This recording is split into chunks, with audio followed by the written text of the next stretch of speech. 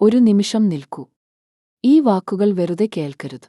ഇന്ന് നിങ്ങളുടെ ജീവിതത്തിലേക്ക് ഒരു പ്രത്യേക സന്ദേശവുമായി ആകാശം സംസാരിക്കുകയാണ്. മിഥുനം രാശിയിൽ ജനിച്ച നിങ്ങൾക്ക് മാത്രം. ഇത്രയും നാൾ ഹൃദയത്തിൽ ഒളിപ്പിച്ചുവെച്ച ആ കാത്തിരിപ്പ്, ആ നിശബ്ദമായ പ്രതീക്ഷ, ആ ഉറക്കമില്ലാത്ത രാത്രികളിൽ മനസ്സ് ചോദിച്ചുകൊണ്ടിരുന്ന ആ ചോദ്യത്തിന് ഇന്ന് ഉത്തരം ലഭിക്കാൻ പോകുകയാണ്. ചിലർ ഉണ്ട് ജീവിതത്തിൽ ഒരുപാട് കഷ്ടപ്പെടുന്നവർ, ഒരുപാട് ക്ഷമിക്കുന്നവർ, ഒരുപാട് സഹിക്കുന്നവർ. ആ ക്ഷമ വ്യർത്ഥമല്ലെന്ന് ഗ്രഹങ്ങൾ ഇന്ന് തെളിയിക്കും. കാരണം ഈ ദിവസം സാധാരണ ദിവസമല്ല. ഈ ദിവസം മിഥുനം രാശിക്കാർക്ക് ഒരു ദൈവിക തിരിവ് സംഭവിക്കുന്ന ദിവസമാണ്. നിങ്ങൾ ഒരുപക്ഷേ ഈ വീഡിയോ തുറന്നത് ആകസ്മികമായി ആണെന്ന് കരുതുന്നുണ്ടോ? ഇല്ല, ഇത് ആകസ്മികമല്ല. ഇത് നിങ്ങളുടെ ജീവിതത്തിലെ ഒരു ദൈവനിശ്ചയമാണ്. ഈ നിമിഷം നിങ്ങൾ ഈ വാക്കുകൾ കേൾക്കുന്നത്, ഈ സന്ദേശം നിങ്ങളിലേക്ക് എത്തുന്നത്, ഇതൊക്കെ ഒരു ഉയർന്ന ശക്തിയുടെ പദ്ധതിയുടെ ഭാഗമാണ്. മിഥുനം രാശിക്കാർ ഇടവേള കൂടാതെ ഒരു ദീർഘമായ പരീക്ഷണ ഘട്ടത്തിലൂടെ കടന്നുപോകുകയായിരുന്നു. ചിലർക്ക് ജോലിയിൽ, ചിലർക്ക് ബന്ധങ്ങളിൽ, ചിലർക്ക് കുടുംബത്തിൽ, ചിലർക്ക് സ്വന്തം മനസ്സിൽ തന്നെ. ആ ഇരുട്ടിന്റെ ദിനങ്ങൾ ഇപ്പോൾ അവസാനിക്കാൻ പോകുന്നു. ഗ്രഹങ്ങൾ ചലിക്കുകയാണ്. ഭാഗ്യം ദിശ മാറുകയാണ്. നിങ്ങളുടെ ജീവിതം ഒരു പുതിയ അധ്യായത്തിലേക്ക് കടക്കുകയാണ്. ഇത്രയും നാൾ കൊണ്ടുനടന്ന ആ വേദന, ആ ഒറ്റപ്പെടൽ, ആ എന്നെ മാത്രം എന്തിന് ഇങ്ങനെ എന്ന ചോദ്യം, ആ ചോദ്യത്തിന് ഇന്ന് ഉത്തരം ലഭിക്കും. കാരണം ഈ ദിവസം നിങ്ങൾക്കായി ഗ്രഹങ്ങൾ ഒരു പ്രത്യേക സന്ദേശം കൊണ്ടുവരുന്ന ദിവസമാണ്. ആ വാർത്ത, ഒരുപാട് നാളായി കാത്തിരുന്ന ആ വാർത്ത ഇന്ന് നിങ്ങളെ തേടി വരും. ജ്യോതിഷം ഒരു ശാസ്ത്രം മാത്രമല്ല, അത് ഒരു ദൈവിക ഭാഷയാണ്. ആ ഭാഷയിൽ ഗ്രഹങ്ങൾ ഇന്ന് നിങ്ങളോട് സംസാരിക്കുന്നു. ഗുരു, ശനി, രാഹു, കേതു ഇവ ഒക്കെ ഇപ്പോൾ ഒരു പ്രത്യേക രീതിയിൽ ചലിക്കുന്നുണ്ട്. ആ ചലനം മിഥുനം രാശിക്കാരുടെ ജീവിതത്തിൽ ഒരു വലിയ മാറ്റം കൊണ്ടുവരും. ആ മാറ്റം ഗുണകരമാണ്. ആ മാറ്റം ആനന്ദകരമാണ്. ആ മാറ്റം നിങ്ങൾ കാത്തിരുന്നതാണ്. ഈ വീഡിയോ ആദ്യം മുതൽ അവസാനം വരെ ശ്രദ്ധിക്കൂ. ഒരൊറ്റ ഭാഗം പോലും വിടരുത്. കാരണം ഇതിൽ ഓരോ വാക്കും നിങ്ങൾക്ക് വേണ്ടി പറഞ്ഞതാണ്.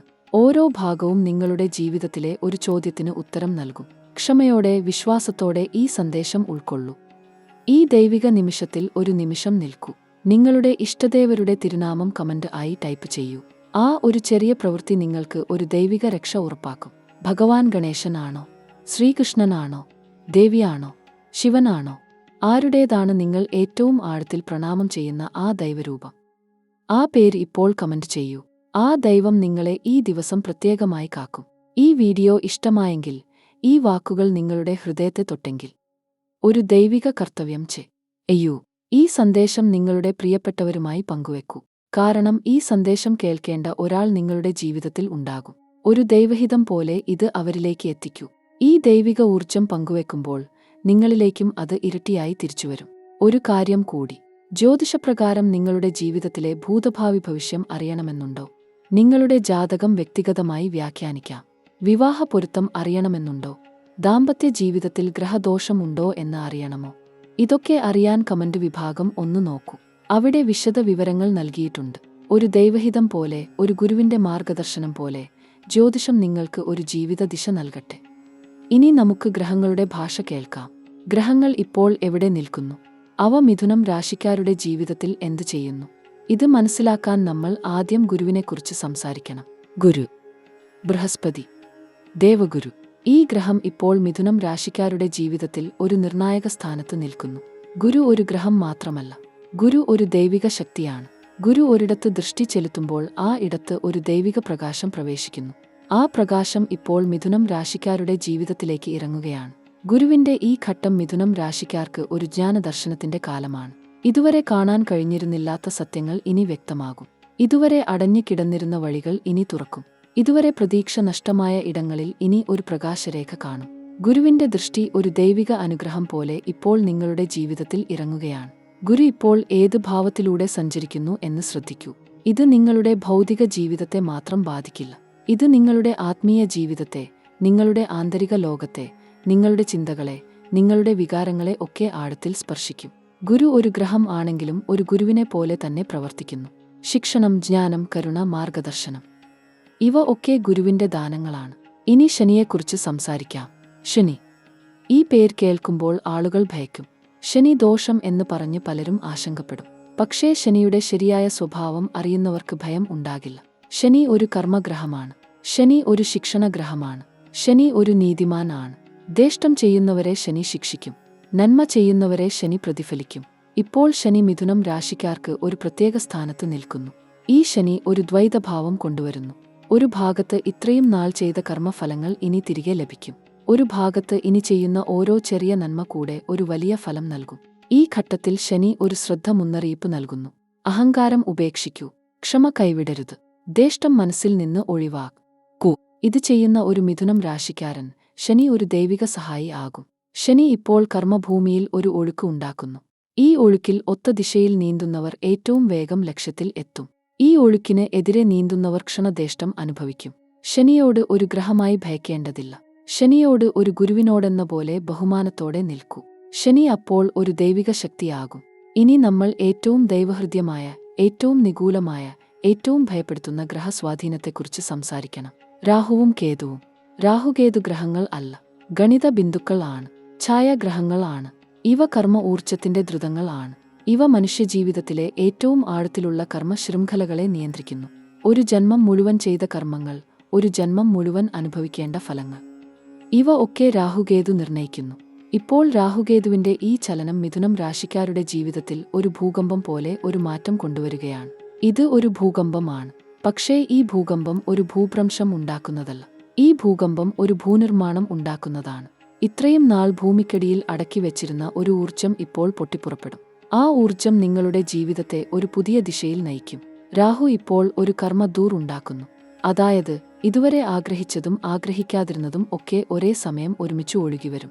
ഈ ഒഴുക്കിൽ ഏതിനെ ഏറ്റുവാങ്ങണം, ഏതിനെ വിടണം? ഈ തിരഞ്ഞെടുപ്പ് ബുദ്ധിമുട്ടായിരിക്കും. പക്ഷേ ഇവിടെ ഹൃദയം ശ്രദ്ധിക്കൂ. ഹൃദയം ഒരിക്കലും തെറ്റ് പറയില്ല. കേതു ഇപ്പോൾ ഒരു കർമ്മശുദ്ധീകരണം ഉണ്ടാക്കുന്നു. ഇത്രയും ജന്മം ഒരുമിച്ച് ചുമന്ന ഒരു ഭാരം ഇനി ഇറക്കി വെക്കാൻ സമയം ആകുന്നു. ഒരു ഭൂതകാലത്തിന്റെ ചങ്ങലകൾ ഇനി ഉടഞ്ഞു വീഴും. ഒരു പഴയ ജീവിതത്തിന്റെ ഭാരം ഇനി ഭൂമിയിൽ ഉറഞ്ഞു പോകും. ഈ ശുദ്ധീകരണം ചെറിയ വേദനയോടെ ആകും. പക്ഷേ ആ വേദനയ്ക്ക് ശേഷം ഒരു ദൈവിക ഹൃദ്യത ആ ഇടത്ത് ഉദിക്കും.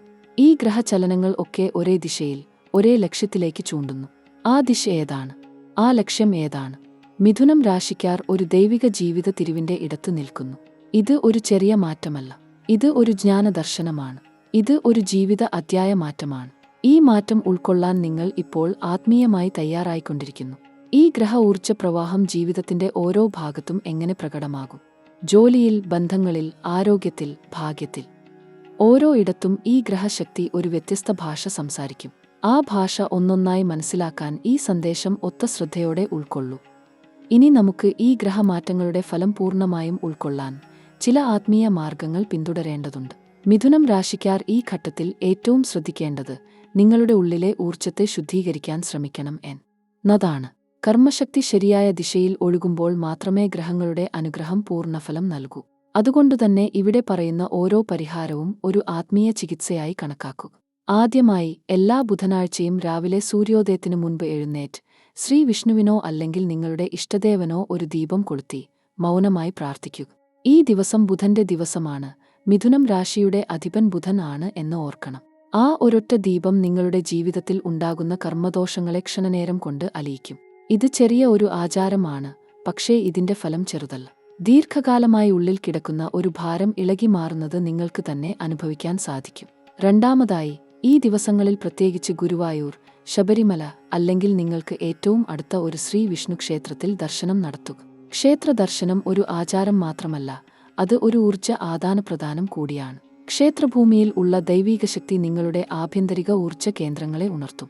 പ്രത്യേകിച്ച് ഈ ഘട്ടത്തിൽ ഗുരുവിന്റെ കൃപ ആകർഷിക്കാൻ ദക്ഷിണാമൂർത്തി ക്ഷേത്ര ദർശനം അതീവ ഫലം ചെയ്യും. ദക്ഷിണ ദിശയിൽ ഇരുന്ന് ഗുരുദേവൻ ജ്ഞാനം നൽകുന്ന ഈ ദേവനെ ശരണം പ്രാപിക്കുക. ജ്ഞാനം, ഐശ്വര്യം, ഭൗതിക ഉന്നതി, ഇവ മൂന്നും ദക്ഷിണാമൂർത്തിയുടെ കൃപയിൽ നിന്ന് ലഭിക്കും. മൂന്നാമതായി, ശനിദോഷം ശമിക്കാൻ ഒരു ലളിതമായ ഉപായം പറയാം. എല്ലാ ശനിയാഴ്ചയും കറുത്ത നിറത്തിലുള്ള എള്ള് അല്ലെങ്കിൽ എള്ളെണ്ണ ദൈവത്തിന്റെ മുൻപിൽ സമർപ്പിക്കുക. ഒരു ദേവനായ ശനീശ്വരന്റെ ഫലത്തെ ശക്തിയിൽ ലഘൂകരിക്കാൻ ഈ ഒറ്റ ആചാരം ധാരാളം. ഇത് ചെയ്യുമ്പോൾ നിങ്ങളുടെ ഹൃദയത്തിൽ ഒരു ഭക്തിഭാവം ഉണ്ടാകണം. കേവലം ഒരു ആചാരം ആയി ചെയ്താൽ ഫലം ഉണ്ടാകില്ല. ഉള്ളം നിറഞ്ഞ് ശരണം പ്രാപിക്കണം. ശനീശ്വരൻ കഠിനനായ ഗ്രഹമാണ്, പക്ഷേ ഭക്തന്റെ ആത്മാർത്ഥതയ്ക്ക് മുൻപിൽ അദ്ദേഹം ഒരിക്കലും കഠോരനാകില്ല. നാലാമതായി, ഈ കാലഘട്ടത്തിൽ ദാനം ചെയ്യുക. ഇത് ഒരുപക്ഷേ ഏറ്റവും ലളിതവും ഏറ്റവും ശക്തവുമായ കർമ്മ പരിഹാരമാർഗമാണ്. ദാനം ചെയ്യുമ്പോൾ കർമ്മചക്രം ശുദ്ധമാകുന്നു. ഒരു ദരിദ്രൻ ഭക്ഷണം, ഒരു കുഞ്ഞിന് വസ്ത്രം, ഒരു അഗതിക്ക് ഒരു ചെറിയ സഹായം. ഇത്തരം ദാനങ്ങൾ നിങ്ങളുടെ ജന്മഭൂമിയിൽ ഇടുന്ന ഒരു ദൈവീക വിത്തിനു തുല്യമാണ്. ആ വിത്ത് ഒരു ദിവസം ഒരു വൻമരമായി ഉയർന്ന് നിങ്ങൾക്ക് ഫലം നൽകും. ദാനം ചെയ്യുമ്പോൾ ആ ഫലം ഇന്ന് ലഭിക്കണം എന്ന് ആഗ്രഹിക്കരുത്. ദൈവം ശരിയായ സമയത്ത് ശരിയായ രൂപത്തിൽ തിരിച്ചു നൽകും. അഞ്ചാമതായി, മിഥുനം രാശിക്കാർ ഈ ഘട്ടത്തിൽ ഏറ്റവും ശ്രദ്ധിക്കേണ്ടത് മനസ്സിന്റെ ആരോഗ്യമാണ്. ആന്തരിക സ്വസ്ഥത കൈവരിക്കാൻ എല്ലാ ദിവസവും കുറഞ്ഞത് 15 മിനിറ്റ് ധ്യാനം ചെയ്യുക. ഒരു ശ്വാസം ആഴത്തിൽ എടുത്ത് ഉള്ളൊക്കെ ദൈവചിന്ത നിറഞ്ഞ് ഇരിക്കൂ. ആ ഒരൊറ്റ ശ്വാസത്തിൽ ഒരു ലോകം ഒതുങ്ങും. ഗ്രഹങ്ങൾ ചലിക്കട്ടെ, കർമ്മഫലങ്ങൾ വരട്ടെ, പക്ഷേ നിങ്ങളുടെ മനസ്സ് ഒരു ശാന്തമായ തടാകം പോലെ ആകും. പോൾ ഒന്നും നിങ്ങളെ ഉലയ്ക്കില്ല. ധ്യാനം ഒരു ആത്മരക്ഷാ കവചമാണ്. അതിനെ ഒരിക്കലും നിസ്സാരമാക്കി കാണരുത്. ആറാമതായി, ഈ ദിനങ്ങളിൽ നെഗറ്റീവ് ആഗ്രഹങ്ങളോ ക്രോധമോ അസൂയയോ ഹൃദയത്തിൽ ഇടം നൽകരുത്. ഈ ഭാവങ്ങൾ നിങ്ങളുടെ ഗ്രഹകൃപകളെ മറ്റൊരു ദിശയിലേക്ക് തിരിക്കും. ഒരാൾ നിങ്ങൾക്ക് ദ്രോഹം ചെയ്തിട്ടുണ്ടെങ്കിൽ ആ വ്യക്തിക്ക് ഉള്ളിൽ നിന്ന് ക്ഷമ കൊടുക്കുക. ആ ക്ഷമ നിങ്ങൾ ദൗർബല്യത്തിൽ നിന്ന് നൽകുന്നതല്ല, ശക്തിയിൽ നിന്ന് നൽകുന്നതാണ്. ക്ഷമ ഒരു ആത്മബലമാണ്. അത് കർമ്മചക്രത്തെ ഒരു നിമിഷം കൊണ്ട് ശുദ്ധമാക്കും. ദൈവം ഇത് ഒരിക്കലും കാണാതിരിക്കില്ല. ഏഴാമതായി, ഈ ഘട്ടത്തിൽ ഹനുമാൻ ചാലിസ അല്ലെങ്കിൽ വിഷ്ണു സഹസ്രനാമം ദിവസേന ഒരു തവണ ചൊല്ലുക. ഇത് ശനിദോഷം ശമിക്കാനും രാഹുകേതു ദോഷം ലഘൂകരിക്കാനും ബുധഗ്രഹബലം ഉയർത്താനും ഒരേ സമയം ഉപകരിക്കും. ഒരു സ്തോത്രം, ഒരൊറ്റ ദൈവനാമം, ഒരു ഉൾപ്രകാശം.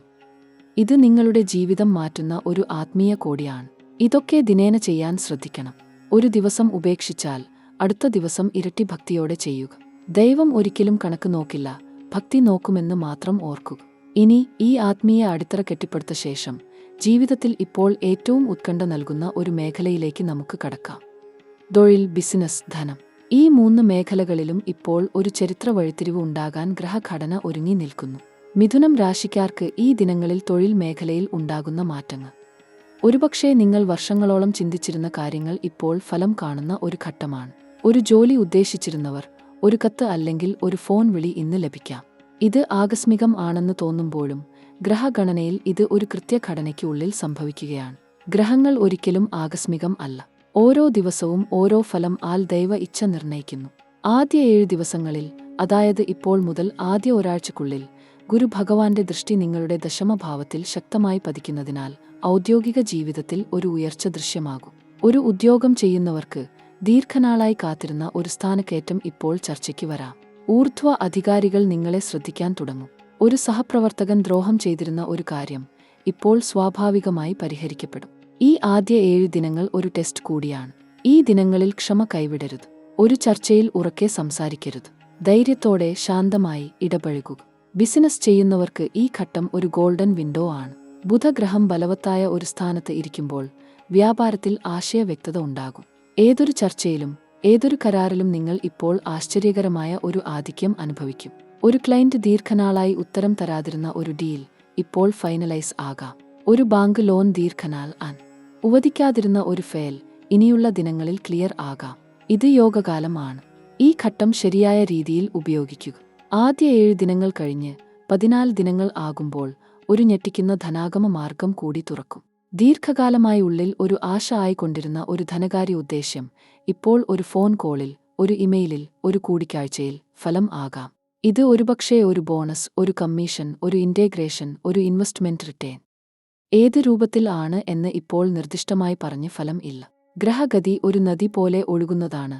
ഏത് ദ്വാരത്തിൽ കൂടിയും ആ ജലം കടന്നു ചെല്ലും. ഒരു കാര്യം ഇവിടെ പ്രത്യേകമായി പറഞ്ഞേ മതിയാകൂ.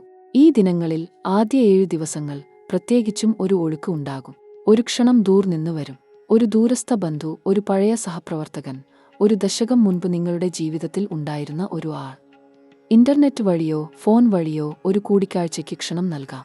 ആ ക്ഷണം ഒരു ബിസിനസ് അവസരം ആകാം. ആ ക്ഷണം ഒരു ജോലി ഓഫർ ആകാം. ആ ക്ഷണം ഒരു ജ്ഞാനദ്വാരം ആകാം. ഒരിക്കലും ആ ദ്വാരം അടയ്ക്കരുത്. ദൈവം ഓരോ ദ്വാരവും കൃത്യസമയത്ത് തുറക്കുന്നതാണ്. ധനകാര്യ ഫലം ഇനി വ്യക്തമായി മനസ്സിലാക്കണം. ആദ്യ 7 ദിനങ്ങളിൽ ചെലവ് ഒരു കടിഞ്ഞാൻ ഇടണം. ഉദ്ദേശ്യം ഇല്ലാത്ത ചെലവ് ഒഴിവാക്കുക.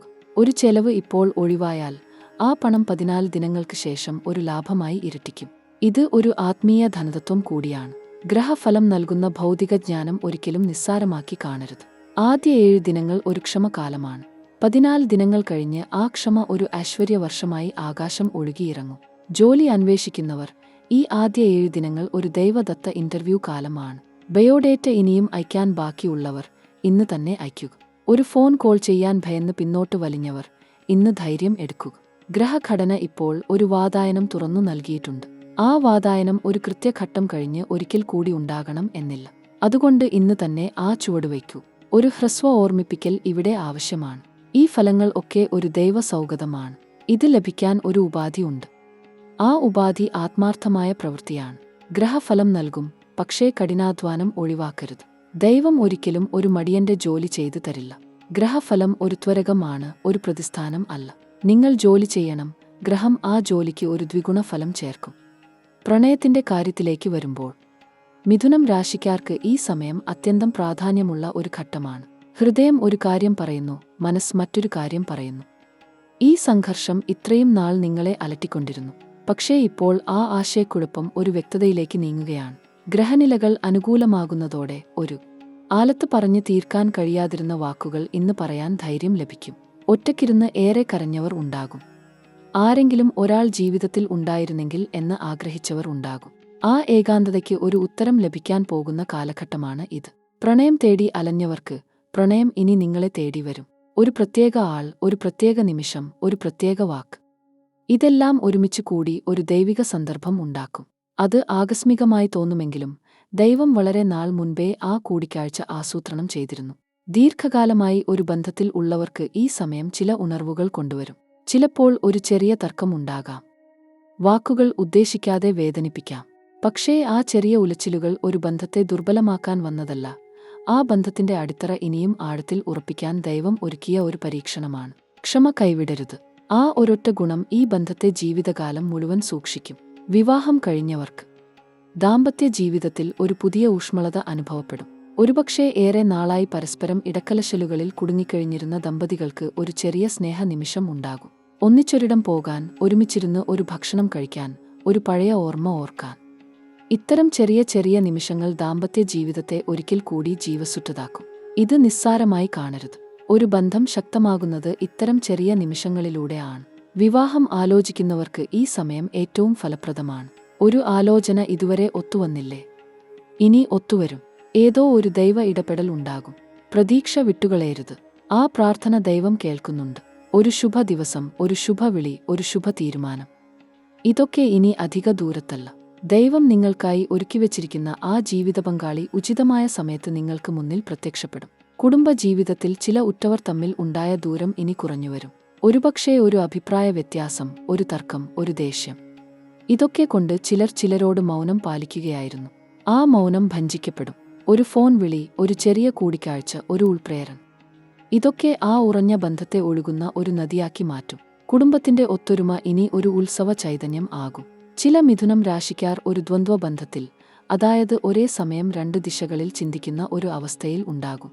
ഒരു ആൾ ജീവിതത്തിൽ ഉണ്ടെങ്കിലും ഇനിയും ആ ഉള്ളിൽ ഒരു ശൂന്യതയുണ്ട്. ആ ശൂന്യതയ്ക്ക് ഒരു കാരണം ഉണ്ട്. ആ കാരണം തിരിച്ചറിയാൻ ഈ സമയം ഒരു ആത്മദർശനം ആവശ്യമാണ്. ആ ഉള്ളിലെ ശൂന്യത ഒരു ബന്ധം കൊണ്ട് നികത്തപ്പെടില്ല, അത് ദൈവബോധം കൊണ്ട് മാത്രം നികത്തപ്പെടും. ഇക്കാര്യം ഈ ഘട്ടത്തിൽ ആഴത്തിൽ ബോധ്യപ്പെടും. ഇനി ആരോഗ്യ കാര്യങ്ങളിലേക്ക് വരാം. മിഥുനം രാശിക്കാർ ഈ സമയം ആരോഗ്യകാര്യത്തിൽ അല്പം ജാഗ്രത പുലർത്തണം. ശ്വാസകോശം, ചർമ്മം, ദഹനം, ഈ 3 കാര്യങ്ങളിൽ ശ്രദ്ധ ആവശ്യമാണ്. അല്പം ക്ഷീണം, ഉറക്കക്കുറവ്, ഉൾവ്യാകുലത, ഇവ ശാരീരിക രോഗങ്ങളായി പ്രത്യക്ഷപ്പെടാം. ഇതിന്റെ മൂലകാരണം മനസ്സിലാണ്. മനസ്സ് ശാന്തമാകുമ്പോൾ ശരീരം സ്വയം ഉണരും. അതുകൊണ്ട് ഈ ഘട്ടത്തിൽ ശരീരത്തെ ഒരു ക്ഷേത്രമായി കരുതുക. ദിവസേന കുറഞ്ഞത് 20 മിനിറ്റ് ശ്വാസക്രിയകൾ ചെയ്യുക. രാവിലെ ഉണർന്ന് ദൈവനാമം ജപിക്കുക. ആ വൈബ്രേഷൻ ശരീരത്തിലെ ഓരോ കോശത്തിലും ഒരു ഉണർവ് ഉണ്ടാക്കും. ആഹാരത്തിൽ ശ്രദ്ധ വേണം.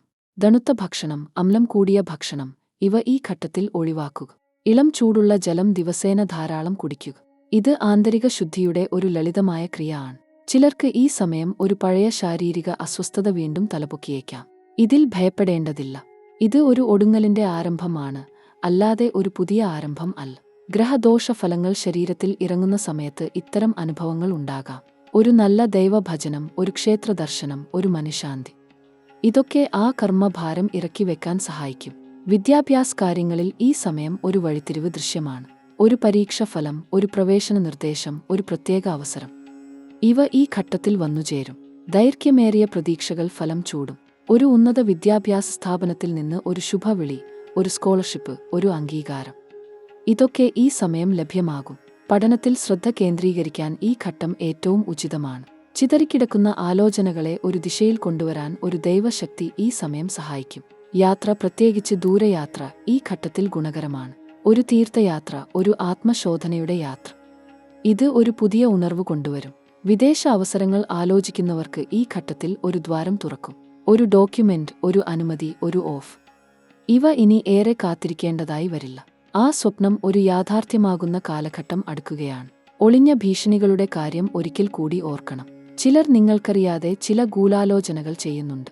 ഒരു അദൃശ്യ ശത്രുവിന്റെ ചലനങ്ങൾ ഈ സമയം നിങ്ങൾക്ക് ദൈവം കാണിച്ചുതരും.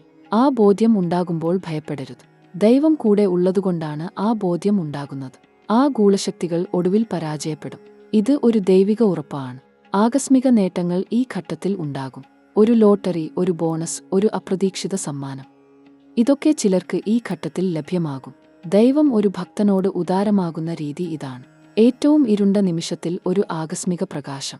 ആ പ്രകാശം ഈ ഘട്ടത്തിൽ ഉദിക്കും. ഇനി ഈ ബ്രഹ്മാണ്ഡം ഒരിക്കൽ പോലും ഇത്ര വ്യക്തമായ ഒരു സന്ദേശം നൽകിയിട്ടില്ല. ആ സന്ദേശം ഇന്ന് മിഥുനം രാശിക്കാർക്ക് മാത്രമായി ലഭ്യമാകുകയാണ്. ഒരു ജ്യോതിഷ ദൃഷ്ടിയിൽ കണ്ടാൽ ഇത് ഒരു ജന്മജന്മാന്തര കർമ്മ സ്ഥലമാറ്റമാണ്. ഒരു ജന്മത്തിൽ ചെയ്ത ദൈവഭക്തിയുടെ ഫലം, ഒരു ജന്മത്തിൽ ചൊരിഞ്ഞ കണ്ണുനീരിന്റെ ഫലം, ഒരു ജന്മത്തിൽ ഭൂമിക്കു വേണ്ടി ചെയ്ത സേവനത്തിന്റെ ഫലം. ഇതൊക്കെ ഒരുമിച്ച് ഈ ജന്മത്തിൽ ഈ ഒരൊറ്റ ഘട്ടത്തിൽ ഫലം ചൂടുകയാണ്. ജ്യോതിഷശാസ്ത്രം ഈ ഘട്ടത്തെ ഒരു ദൈവദ്വാരം എന്ന് വിശേഷിപ്പിക്കും. ഒരു പ്രത്യേക ഗ്രഹചക്രഘടനയിൽ ശനി, ഗുരു, രാഹു, കേതു ഇവ ഒരേ ദിശയിൽ ചലിക്കുന്ന ഒരു അദ്ഭുത ഘട്ടം. ഇത് ഒരു ജന്മനക്ഷത്ര ചക്രത്തിൽ ഏതാണ്ട് ഒരു തലമുറ ഒരിക്കൽ മാത്രം സംഭവിക്കുന്ന ഒരു ഘട്ടമാണ്. ഈ ഘട്ടം ഒരാൾക്ക് ഒരു ദൈവദൂതനെ അനുഭവിക്കാൻ, ഒരു ദൈവദർശനം ലഭിക്കാൻ, ഒരു ദൈവബോധ്യം ഉണ്ടാകാൻ ഈ ഒരൊറ്റ ഘട്ടം മതിയാകും. ഈ ഘട്ടത്തിൽ നിങ്ങൾ ചെയ്യുന്ന ഓരോ തീരുമാനവും, ഓരോ പ്രവൃത്തിയും, ഓരോ ആലോചനയും ഇവ ഒരു ദൈവദർപ്പണത്തിൽ അഖിലേശ്വരൻ കണ്ടുകൊണ്ടിരിക്കുകയാണ്. ആ ദർപ്പണം ഒരിക്കലും കള്ളം കാണില്ല. ആ ദർപ്പണം ഒരിക്കലും ക്ഷേത്രബോധ്യം നൽകില്ല. ആ ദർപ്പണം ഒരിക്കലും ഒരാളെ ഒറ്റയ്ക്ക് കളയില്ല. ഈ ബോധ്യം ഉള്ളിൽ ഉറയ്ക്കണം. മിഥുനം രാശിക്കാർ ഇപ്പോൾ ഒരു ആത്മ ഉണർവിന്റെ വക്കിൽ നിൽക്കുകയാണ്. ഒരു ദൈവ ഉണർവ്, ഒരു ആത്മദർശനം, ഒരു ജ്ഞാനദ്വാരം. ഇവ ഒരിക്കൽ തുറന്നാൽ ആ ദ്വാരം ഒരിക്കൽ ക്ഷണനേരം കൊണ്ട് ജീവിതം മാറ്റിമറിക്കും. ആ ഒരൊറ്റ ക്ഷണനേരത്തിനായി ഈ ജന്മം ഒരു ദൈവഭക്തൻ ജനിക്കുകയും ജീവിക്കുകയും ദൈവത്തെ പ്രാർത്ഥിക്കുകയും ചെയ്തു. ആ ഒരൊറ്റ ക്ഷണനേരം ഇപ്പോൾ ദൃശ്യക്ഷിതിജത്തിൽ ദൃഷ്ടിഗോചരമാകുകയാണ്. ഈ ഘട്ടത്തിൽ ഒരു ദൈവബന്ധം, ഒരു ദൈവ ആശ്രയം, ഇവ ഒരു ദൈവദർശനമാകും. ഒരു സ്വപ്നത്തിൽ, ഒരു ധ്യാനത്തിൽ, ഒരു ക്ഷേത്രദർശനത്തിൽ ഒരു ദൈവദൂതൻ ഒരു ദൈവ സന്ദേശം കൊണ്ടുവരും. ആ സന്ദേശം ഒരു ശബ്ദമായി, ഒരു ദൃശ്യമായി, ഒരു ബോധ്യമായി, ഒരു ഉണർവായി. ഇവ ഏതൊരു രൂപത്തിൽ വന്നാലും ആ ദൈവദൂതൻ ഒരു ദൈവ ഉറപ്പ് കൊണ്ടുവരും. ആ ഉറപ്പ് ഈ ഘട്ടത്തിൽ ഒരു ദൈവദൗത്യമാണ്. ഇതൊക്കെ ഒരു ആകസ്മിക ഘടനയിൽ ഒരു ദൈവഘടനയ്ക്ക് ഉൾക്കൊള്ളുന്ന ഒരു ഘട്ടമാണ്. ഒരു തലമുറ ഒരിക്കൽ മാത്രം അനുഭവിക്കുന്ന ഒരു ഗ്രഹദ്വന്ദ്വ ഊർജം ഇപ്പോൾ ഭൂമിയിൽ ഉദിക്കുകയാണ്. ആ ഊർജം ഏറ്റുവാങ്ങാൻ ഒരു ദൈവഭക്ത ഹൃദയം ആവശ്യമാണ്. ആ ഹൃദയം മിഥുനം രാശിക്കാരിൽ ഉണ്ട് എന്ന ഒരു ദൈവബോധ്യം ഈ ഗ്രഹചക്രം ഉറക്കെ പ്രഖ്യാപിക്കുകയാണ്. ഒരു കർമ്മദ്വന്ദ്വ ഘട്ടമാണ് ഇത്. ഒരു ഭാഗത്ത് ഒരു ഗ്രഹദോഷഫലം, മറ്റൊരു ഭാഗത്ത് ഒരു ദൈവ അനുഗ്രഹഫലം. ഈ ഭൂമിയിൽ ഈ രണ്ട് ശക്തികളും ഒരേ ഘട്ടത്തിൽ ഒരേ ആൾക്ക് ലഭ്യമാകുമ്പോൾ ആ ആൾ ഒരു ദൈവദൂതനെ ആകർഷിക്കും. ആ ദൈവദൂതൻ ഒരു ദൈവഘട്ടം ഒരുക്കും. ആ ഘട്ടം ഒരു ദൈവദർശനം ആകും. ആ ദർശനം ഒരു ജീവന്റെ ഗതി മാറ്റും. ഈ ബ്രഹ്മാണ്ഡ ഊർജ്ജ ഘടനയിൽ, ഗ്രഹദർശനത്തിൽ ഒരു ദൈവദ്വാരം.